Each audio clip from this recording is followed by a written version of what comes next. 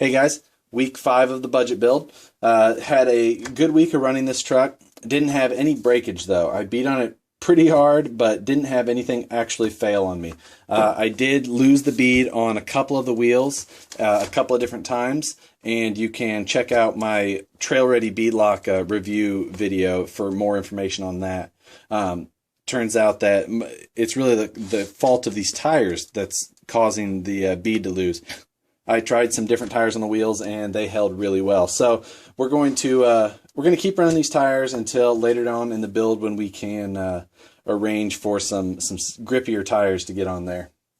But anyway, for this week, I have chosen my upgrade based on a couple of different things. The other day I was doing shooting some video of this thing, and I shot a slow-mo jump of it. Now I uploaded one of them, but there was another one that I didn't upload. It was pretty dark. But anyway, what I noticed is that on the landing, when this thing came down nose hard, this servo rotated down almost 90 degrees.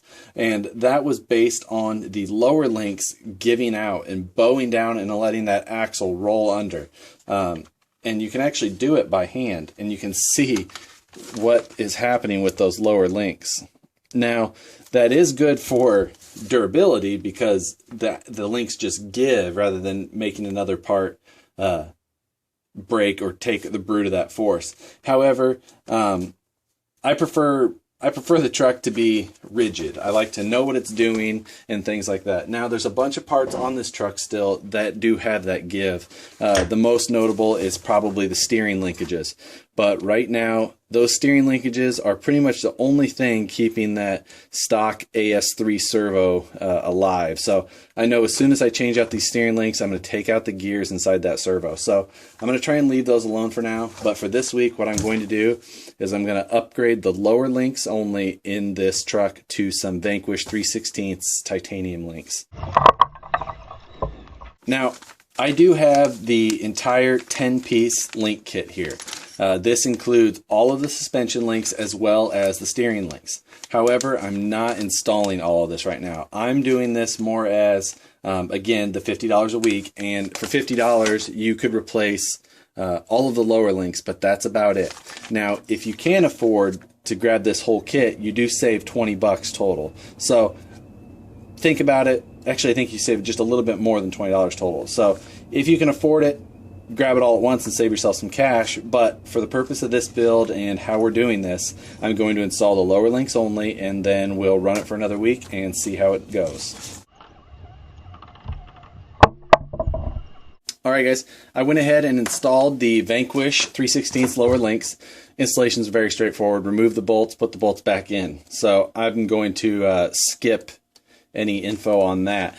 However, to fill up the rest of this video, I've got these lower links left over now, and what I'm going to do is use those to create the new slant back look in this cage. So I'm going to cut off this rear station wagon 4-door or 4-seat looking cage and use these in the place of that to give it a more slant back sporty look similar to the real Poison Spyder rig.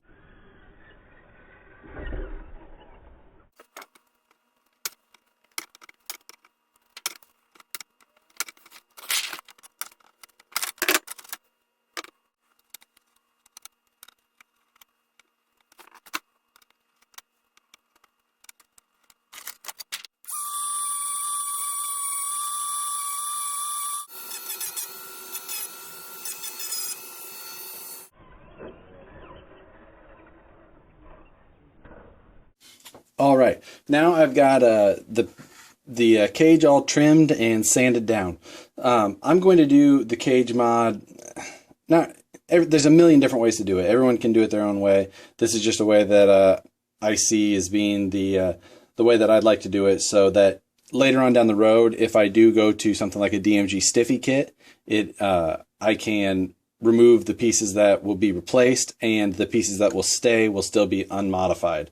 So what I'm doing is I'm taking these lower link ends, and I did have to reverse the way that that the ball end was in there, but I am going to use the ball end still in this case. So I just had to take them out and flip them around to 180 degrees. So what I'm going to do is I'm going to use the smaller end of the ball end, and I'm going to insert it into the pocket side of the cage side. And then I'm going to trim this upper midsection a little bit shorter so that it is back to the original width.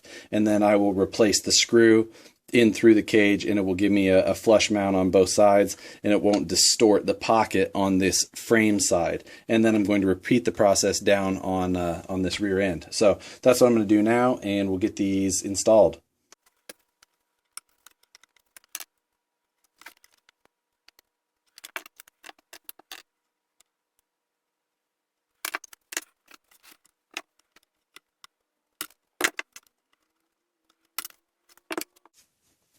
Now you can see the gap that creates at both ends there.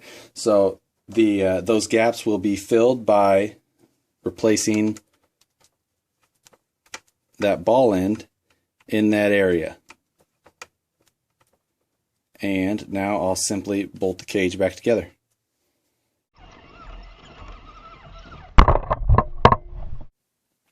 Alright guys, upgrades are all done.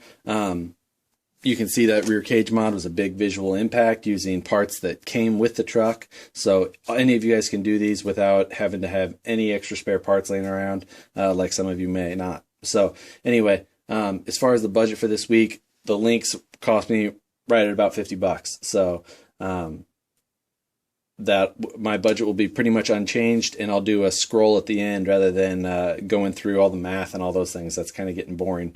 I'm sure for you guys too. So anyway, really liking this project, really looking forward to continuing it. It's sparking a lot of my interest as far as picking upgrades and things like that. So as we go, I'm really looking forward to watching this thing change and improve. So subscribe to the channel, and we will see you next Thursday for week 6.